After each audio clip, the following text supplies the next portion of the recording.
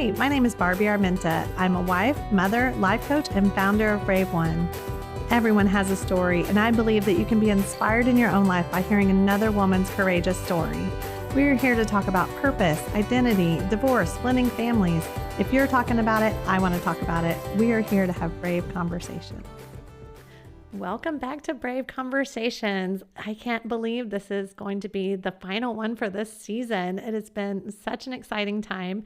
I first have to just thank David and Jenn Pfahlert, who with Silent Stream Media have been producing all of these episodes and just give us the best quality sound and all the things. So I'm so grateful for them. And today we get to be joined by co-producer Jenn Pfahlert to get to talk about the whole season.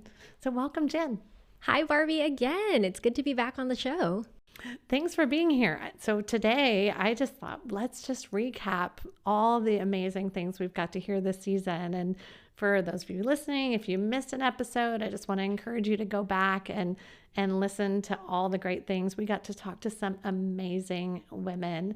What a blessing for me, because I get to just sit here and absorb all the wisdom from all these amazing women. So Jenn, let's talk about it. So what did you think? So episode 1, and let's dive right in.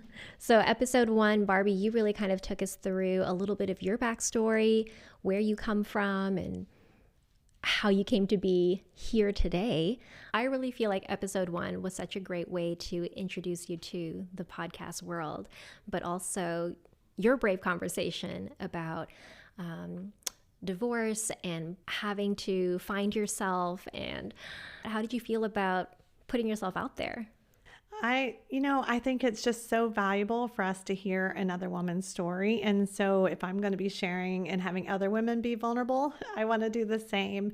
And just knowing that God doesn't waste anything, and that even going through a divorce and feeling like I went through a season of it's just too late for me. God can't use me now. I'm not going to have all the things that I thought I would have.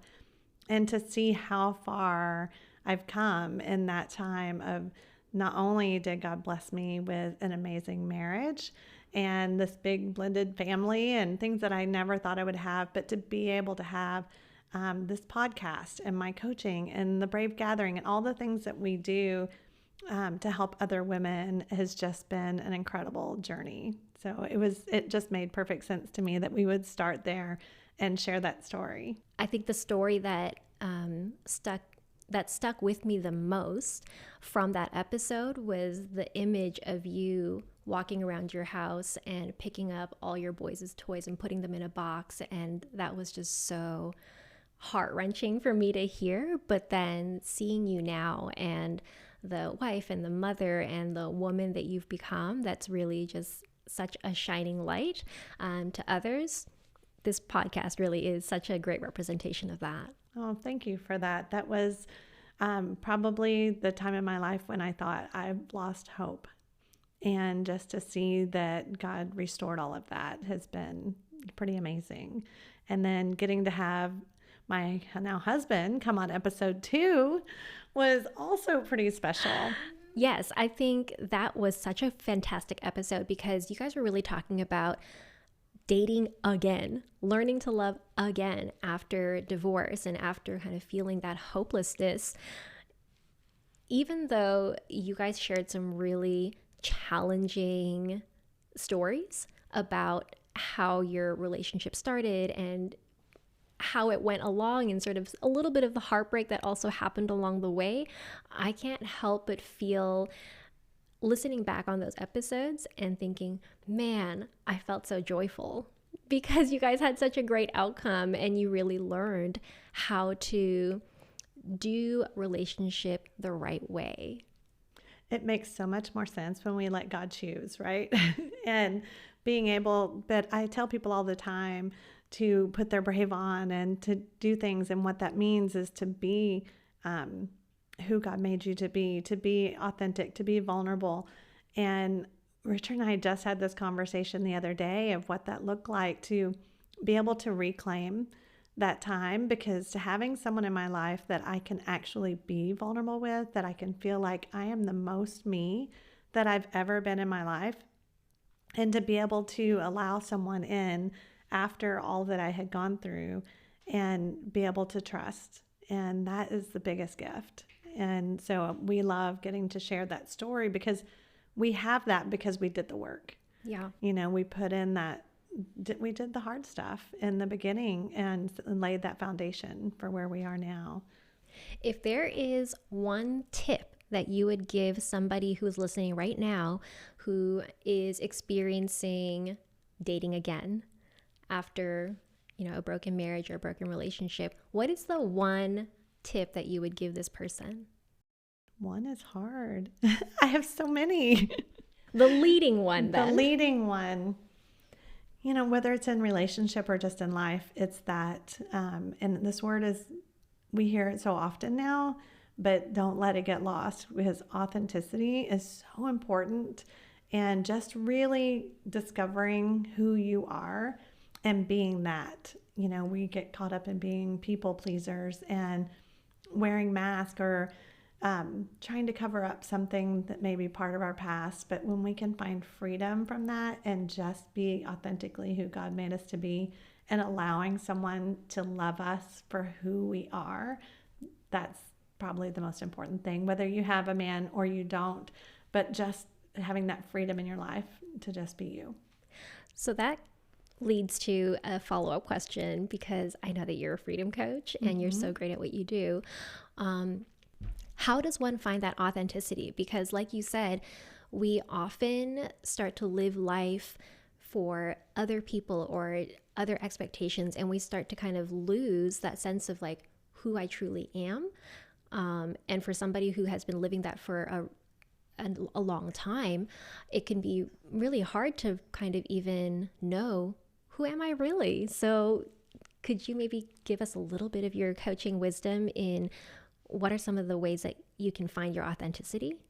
I think one of the things for me was just realizing that our past leaves clues and going back to what were those things that I enjoyed as a kid? What were things that brought me joy? And when did that get lost along the way?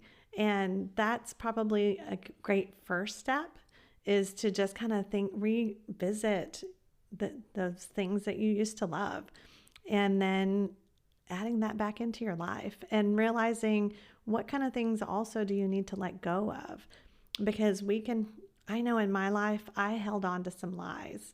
Like, for example, my mom would always say that my sister and I were shy. And I thought, am I though? Like, I never really thought that I was, but I started to accept it as my identity.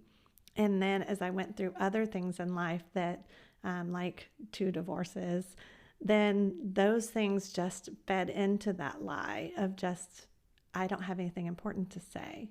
And so as I can look back over my life and see these things that were the desires of my heart, but where they went wrong, then I can start to let go of the lie. And we're empowered by the Holy Spirit, right? To have and be all that God has for us. And so asking God to take those things away and to show us the truth.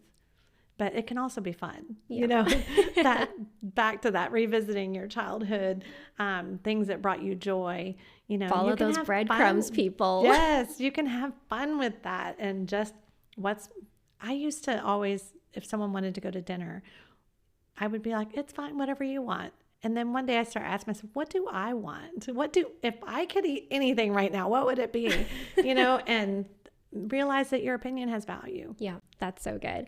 Speaking of, you actually shared a little bit of that story that you shared about growing up hearing that you are shy.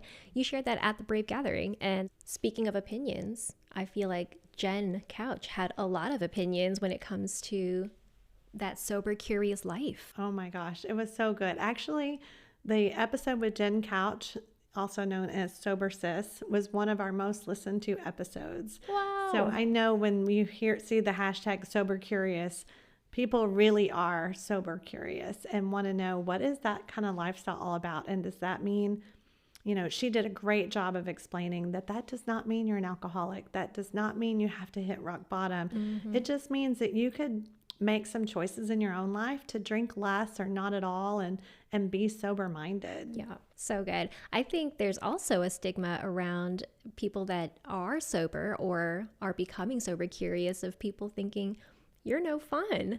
I think she really broke that myth while she was really here, did. because she is fun. She is tons of fun. But she talks about just our culture, and that she uses the term gray area drinking, which is one that I had never heard. But it's that idea that you're not someone that is an alcoholic, but you're just in that, I want to get a little more control over my choices. Yeah. And she gives us a lot of tools for that. So if you guys haven't heard about her detox program, every month at the first of the month, right? Yes. So if you want to spend December experiencing what it's like to instead try out some of her mocktail recipes, or some of the alcohol-free wines and things that she talks about, you can do that in the month of December. She'll start December 1st. So you can check her out at Sober Sis. And if you want to do that December, or if that's something you're setting as a resolution to start in January, I think what she's doing is amazing. I think that's actually a really great idea, starting your Sober Curious journey during the holiday season, because that's usually the time when most people load up. So, to make a shift and try something new, I think that's a fantastic idea. And she has so many. For me, it was that idea of, you want to still feel celebratory. Like, I drink my Topo Chico in a wine glass because I like to have that. It feels more festive to use a pretty glass, and so she has so many great recipes and ideas where you still get that whole experience that you're looking for with your girlfriends or on a date, but without the negative effects the next morning. That's right. So who did we have after that? We talked about the Brave Gathering. Yes. And I cannot believe it's already been a few weeks since the Brave Gathering. I had so much build up all year. And we just had such incredible speakers this year, and the music, and we had our own song. Elizabeth released Brave on, and it was just amazing. And so what was your take, Jen? This was your first Brave Gathering. It was my first Brave Gathering. And, I have to say, it's the first women's conference that I actually attended in a number of years. So I think just to be in that environment, being around other women who were there hungry for knowledge, hungry for wisdom, but also had that burning desire to look within themselves and find inspiration, but also find a story that they could resonate with. I thought that was really palpable, and I loved all the little elements that you included. I mean, year 5 of the Brave Gathering, and you pulled out all the stops, the grazing boards and the little goodies that you had for everybody at the front when they came in, just the inviting and welcoming presence that all the ladies brought with them to make everybody, all the guests, feel that they belonged. I just thought it was such a fantastic gathering, and I learned so much from all the different speakers as well. I love that. And the Ridgely Theater, what an amazing so venue. Cute. It was so fun. Yeah, I loved being there. That was had been kind of a dream, and to get to do that this year was so exciting. And of course, having Silent Stream Media doing the recording and replay that we now have available for everyone. So if you missed it, you can still pick up the replay on the website and get to still experience the whole thing, because there was so much wisdom to be had from that stage. For sure. And can I just also say that it was my first time seeing you speaking on stage as a speaker, and what powerful stories you shared. I mean, I cried, I laughed, I was like, thank you. But also just so inspired, because really all of the things that you shared about your experiences, your life, and the wisdom that you had to impart on us that weekend, it wasn't anything extravagantly out of reach. Everything that you shared was so relatable, things that I had either a direct experience with myself in my own personal life, or just things that I've seen in the lives of other ladies around me. And that the fact that you came and showed up and shared those stories in such a vulnerable way, but also in such an intimate way, I thought was very powerful. Thank you. I got a lot that out means of the it. world to me. I appreciate that.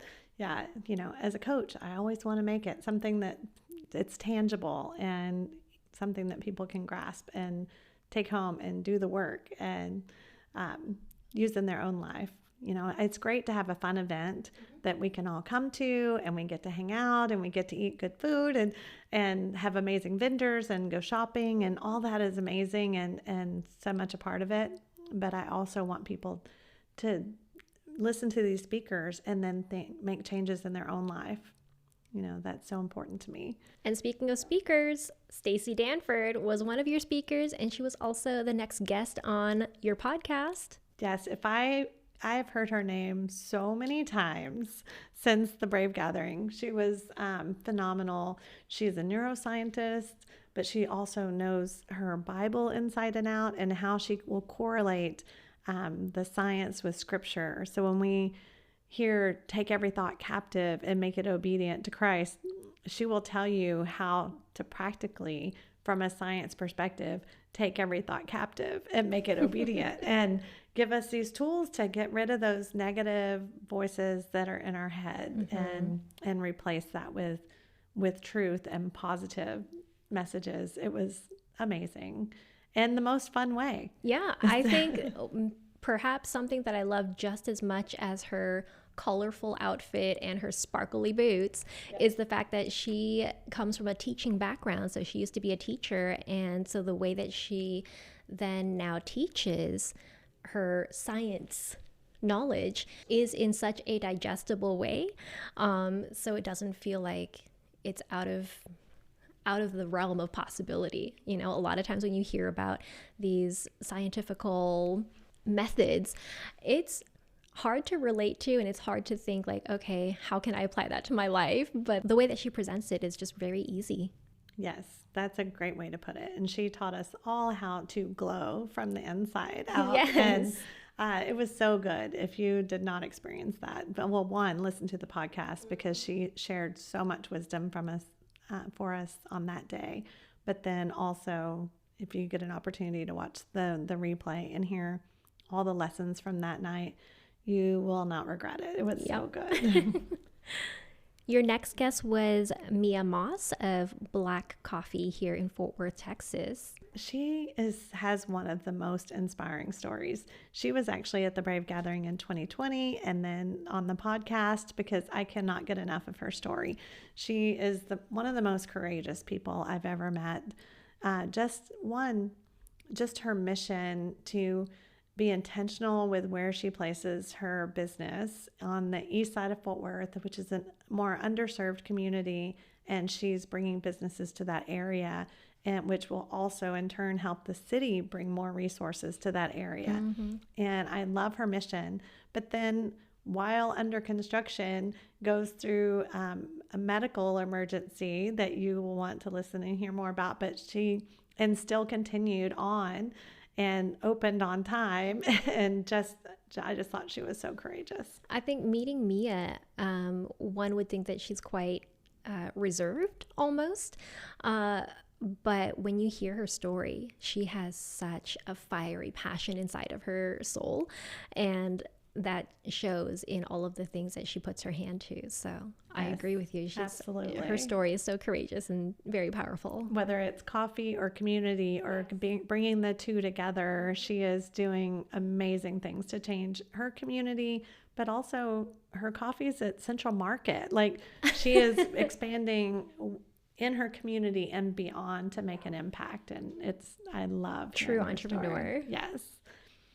And then we had another entrepreneur, Amanda May. Yes. Who is a powerhouse entrepreneur. She really charted a path for her and her son, moving across the country to Las Vegas and starting her business there in the beauty industry, and just really impacting lives. But now coming to Texas with her boyfriend, Sean, who is also incredible, and what they're doing with their podcast, Pays to Be Clean podcast, and just building a business here and a life. So yeah, so many things we can say about Amanda Mae. I mean, when I think Amanda Mae, I think, who do I know that is more focused than she is? The podcast episode that she was on, she shared so many aspects of her story, but the one thing that was consistent was at every single decision-making point, she was extremely focused on what she wanted out of it. And I think that's and really fearless. She's right? so fearless. Yeah. And I think that's such a great message for us as women to hear, because a lot of times we feel like we don't have power over our situation. We don't have the decision-making authority over our situation, because we take into account all the other things, you know, our family, our jobs, our abilities, our skills even sometimes. And, you know, we kind of lose focus on, I can actually have a say in how my life goes. I think if you listen to that podcast with Amanda, any woman would be inspired to take that step of, you know what, I can take charge. I can make that decision in my life of how I want it to go. Yeah, she started from a dark place, and then being able to take that and her son and her dog and drive across the country and become the successful entrepreneur that she is. Mm-hmm. Is such a powerful story. And I think, yeah, like you said, everyone can be inspired by that. Mm-hmm. And we followed that up with Kelly Calabrese, who is also Oh. a powerhouse. Everything that she sets her mind to, she's going to go at it 100% and be Yes. successful. And I know that she did that not only in all her business endeavors, but also in her marriage. And then to be blindsided the way that she was, My gosh, with her husband leaving, would take a lot of people out, and probably did for a little bit for her as God was healing.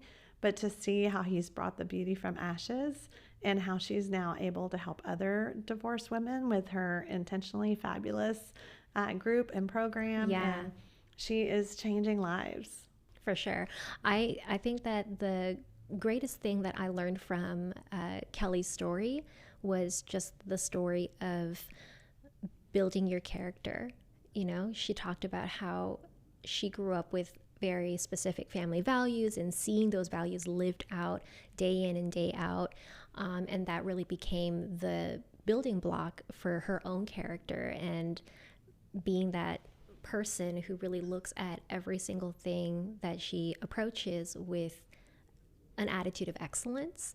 And so even though she was blindsided, and you're right, I'm sure so many of us would have just been taken out by that news or that situation of divorce, and it looked at it as failure. You know, I think a lot of us probably would, especially someone who is so success focused, being left like that, I think would have felt like such a failure.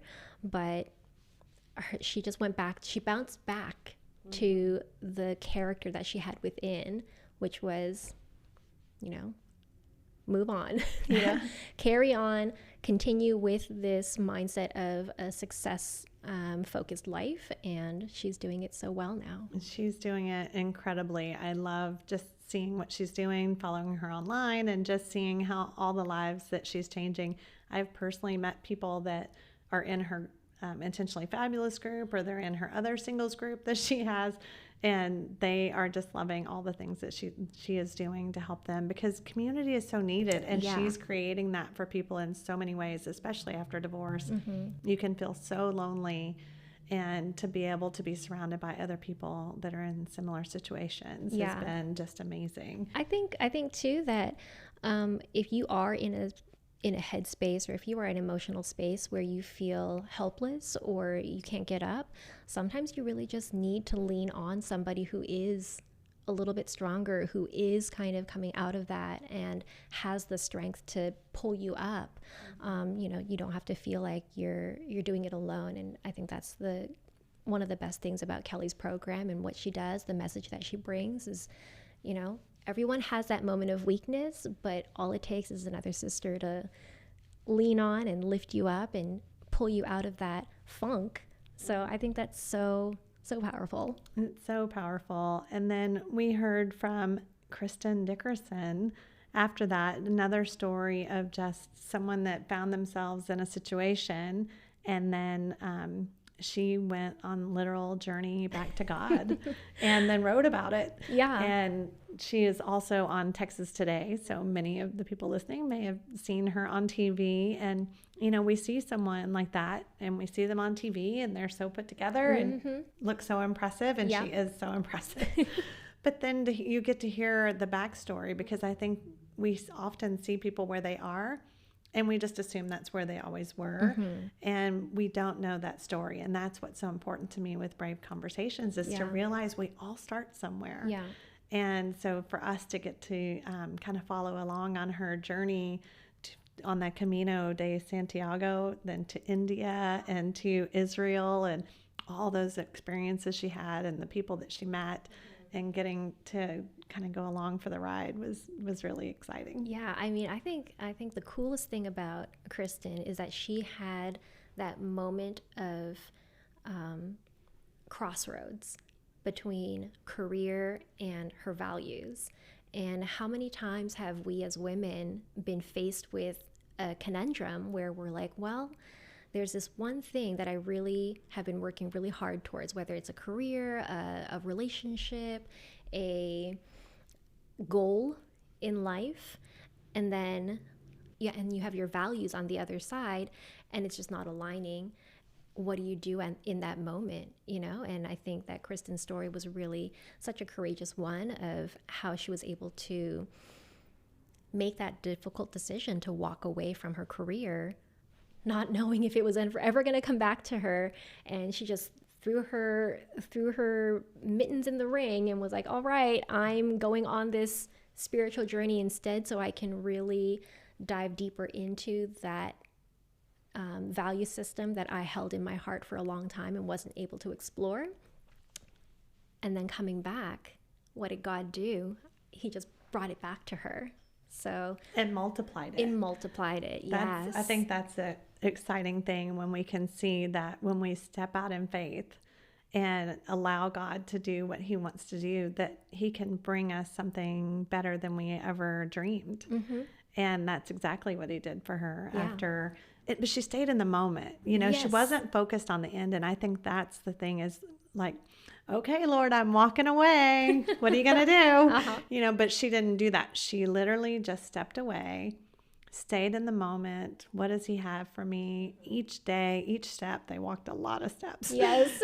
Each day, each step. And then, you know, was in the moment with whoever she met. Yeah. And I think that's a great lesson for all of us. Just as we rush through the busyness of life, we do not have to go all the way to India for that experience. You know, we can be right here and just be present in our life. And I think that was one of the things that I walked away from with her, is just that learning how to be present. Yeah. And letting go of the expectation. Yes. Of what should happen next. Now I'm going to do this, God, but then you're going to do this, right? Exactly. Don't tell God what to do.